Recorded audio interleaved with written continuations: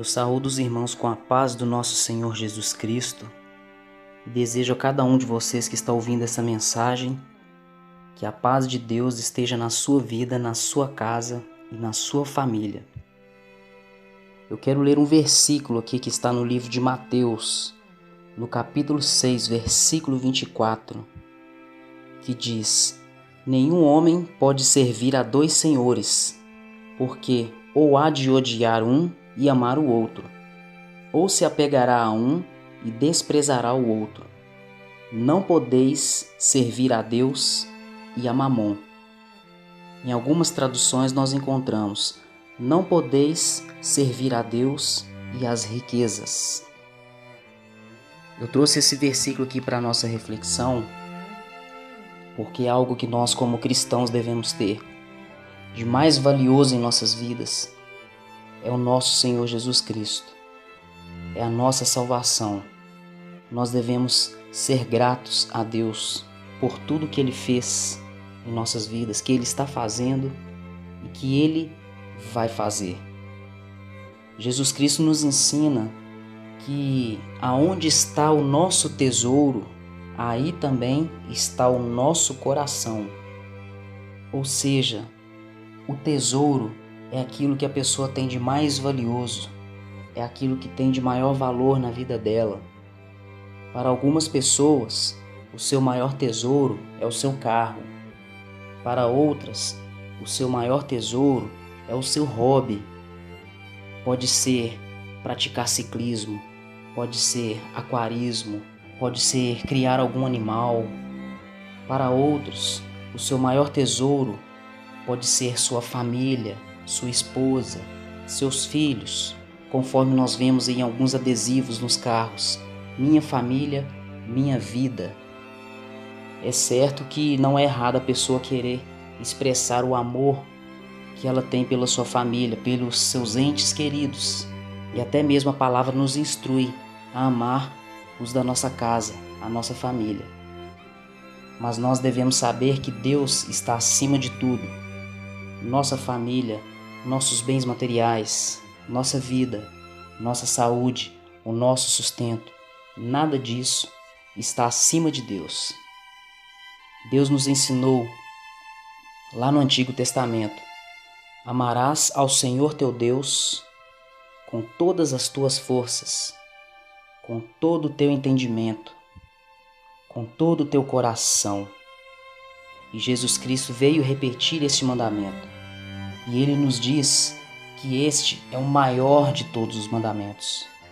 Então nós devemos ter a nossa maior preocupação em agradar a Deus, amar a Deus, suportar tudo por Deus, crer em Deus, ser manso, ser humilde, agir com amor, agir com gratidão, agir com compaixão, fazer tudo por amor a Deus.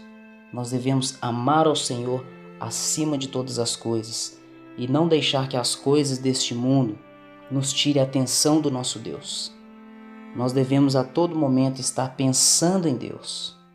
Como a palavra diz: orai sem cessar, orai em todo o tempo. Conforme a palavra também diz que Noé era um homem justo e bom. Ele andava com Deus. Podemos falar também de Enoque, que era um homem que agradou a Deus de tal forma que Deus o tomou para si e o corpo dele não foi mais achado. E Abraão, que foi chamado amigo de Deus. Eu citei esses personagens para nós termos como exemplo e para nós termos também como motivação para nossas vidas, para que nós venhamos também buscar ter uma vida com Deus, uma vida diária com Deus, andar com Deus, orar a todo tempo, orar em espírito, falar com Deus a todo momento. Tem uma palavra lá no livro de Colossenses que diz o seguinte, que nós devemos fazer as coisas não como que para os homens, mas sim como se estivesse fazendo para o próprio Deus. Ou seja, nós devemos fazer as coisas tendo a consciência de que Deus está conosco.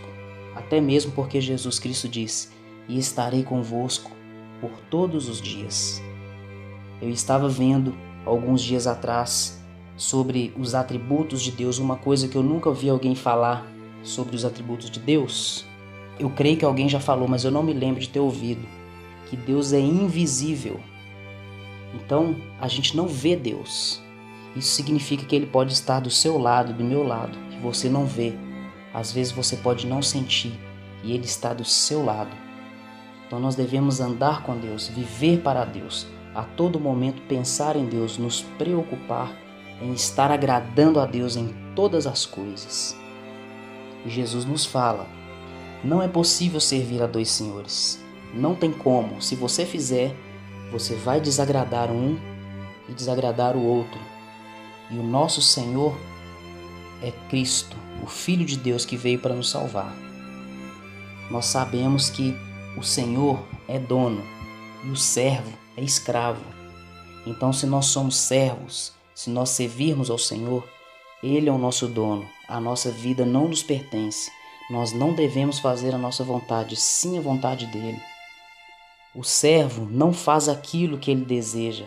Ele não vive para si próprio. O escravo ele não vive para si. Ele vive para o seu dono, que é o seu Senhor. E assim nós devemos viver, para agradar a Cristo, para servir a Cristo a todo momento.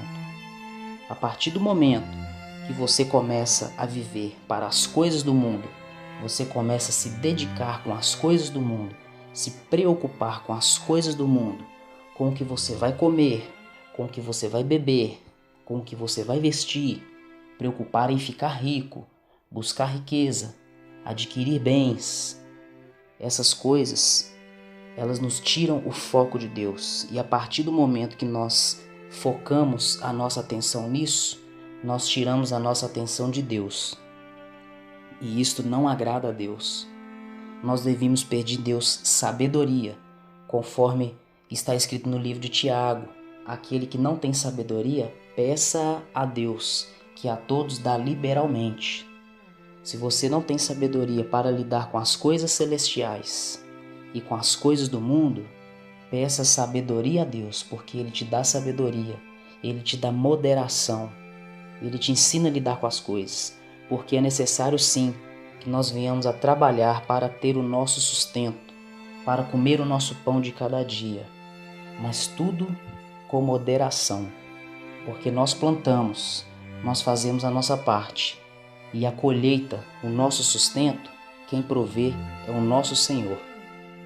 A palavra de Deus diz que nós devemos nos contentar com aquilo que nós temos.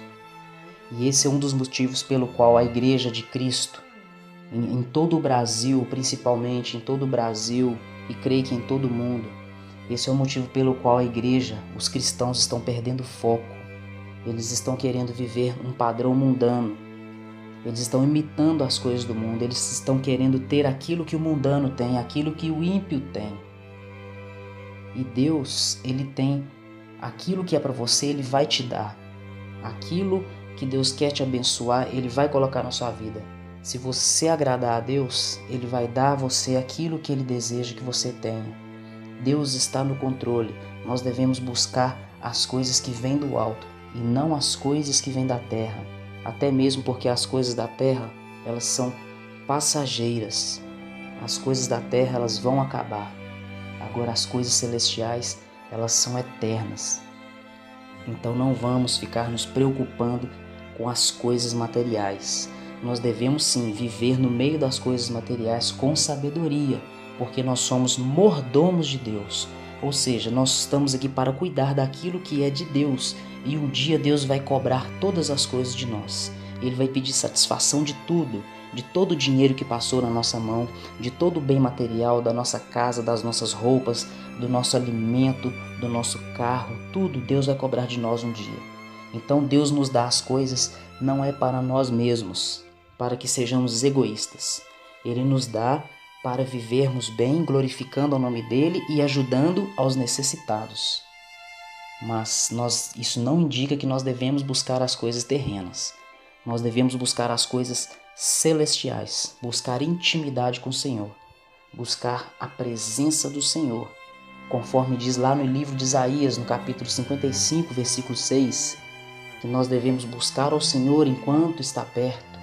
Nós devemos invocá-lo enquanto há tempo, enquanto Ele está perto, e abandonar os pecados, limpar as nossas mãos e purificar o nosso coração. Vamos nos vigiar, analisar a nós mesmos e vamos prestar atenção em que nós estamos gastando o nosso tempo, gastando a nossa energia, investindo o nosso tempo, a nossa sabedoria. Tem uma palavra lá no livro de Provérbios que diz que nós não devemos gastar a nossa sabedoria para alcançar riquezas. Nós não devemos. Lá no livro de Timóteo, eu não me lembro se é a primeira ou a segunda carta, diz também que nós não devemos buscar riquezas, porque muitos, em busca das riquezas, se perderam na caminhada da fé cristã e atormentaram a si mesmo com dores. Então, um alerta para nós: não vamos nos preocupar com as coisas terrenas. Lá no livro de Filipenses diz assim: se nós estivermos ansiosos com alguma coisa, nós devemos colocar todas as nossas petições diante do Senhor. Toda a nossa ansiedade, todos os nossos pedidos, nós devemos apresentar a Deus em oração. E a paz de Deus, que excede todo entendimento, vai preencher os nossos corações. Deus nos acalma. A nossa paz verdadeira está no Senhor. Então vamos buscar ao Senhor. O Senhor é a nossa vida. O Senhor é a nossa salvação. Ele é o nosso alimento. Ele é o nosso sustento. A nossa verdadeira alegria, a nossa verdadeira realização, a nossa verdadeira satisfação está no Senhor. E eu peço agora a Deus que Ele venha derramar sobre cada um de nós, sobre a sua vida, você que está ouvindo essa mensagem, que Ele venha derramar sobre você um Espírito Santo que te dê a paz, o Espírito de paz, o Espírito de alegria, o Espírito de gozo, santidade, alegria no Senhor, e que Deus venha tirar do seu coração toda preocupação, toda inquietação, toda ansiedade, que Ele venha colocar em você fé, que Ele venha abrir os seus olhos e o seu coração para que você venha crer no Senhor, que Ele é o seu provedor, que Ele é o sustento e Ele está no controle de todas as coisas. Que a paz do Senhor Jesus Cristo esteja no coração de cada um de vocês. Peço aos irmãos que estejam sempre orando por mim e orando por toda a Igreja de Cristo, porque todos nós precisamos. Não se esqueçam também de orar pelas autoridades, para que vá tudo bem, conforme diz na palavra, pelas autoridades do Brasil. Ore também pelos seus pastores, pelos líderes, porque todos precisam. Ore também pela igreja perseguida, porque nós sabemos que existe a janela 1040 no mapa mundial, aonde tem os países mais perseguidos do mundo. Tem pessoas lá que sofrem de maneira que vocês nem imaginam, que nós nem imaginamos. Tudo porque creem no Senhor e eles não negam a Cristo, mesmo debaixo de ameaças de morte, debaixo de sofrimentos intensos, de espancamentos e torturas. Eles não negam a Cristo. Então vamos imitar o modelo de fé desses cristãos e vamos orar por eles e por toda a igreja do Senhor. Que Deus abençoe a todos. Amém.